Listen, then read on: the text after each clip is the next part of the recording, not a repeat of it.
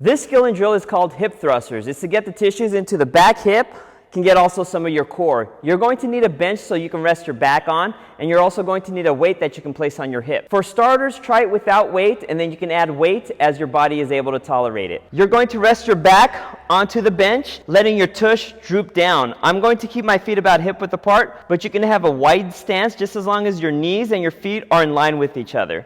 I'm going to keep a narrow stance. From that position, I'm going to generate the effort coming from the tush to do this motion. I'm going to thrust my hips up towards the ceiling and then slowly decelerate back down, making sure that that back hip tissue is also working. So I'm going to go all the way up and then slowly decelerate.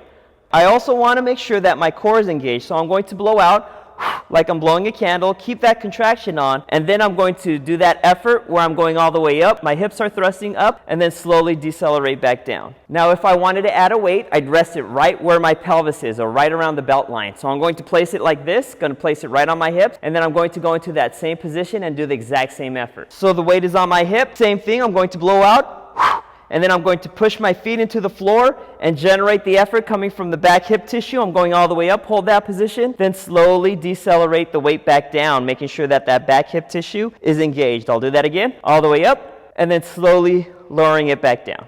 So here's another angle to see the hip thruster. I'm going to place the weight right on my hips, right where the belt would be. I'm going to go down onto the laying surface. From this position, my heels are going to drive down, keep my core engaged, fill it into my back hip tissue, raise it up, then slowly lowering it back down. I'll do that again, raising all the way up, holding it there, then slowly decelerating back down.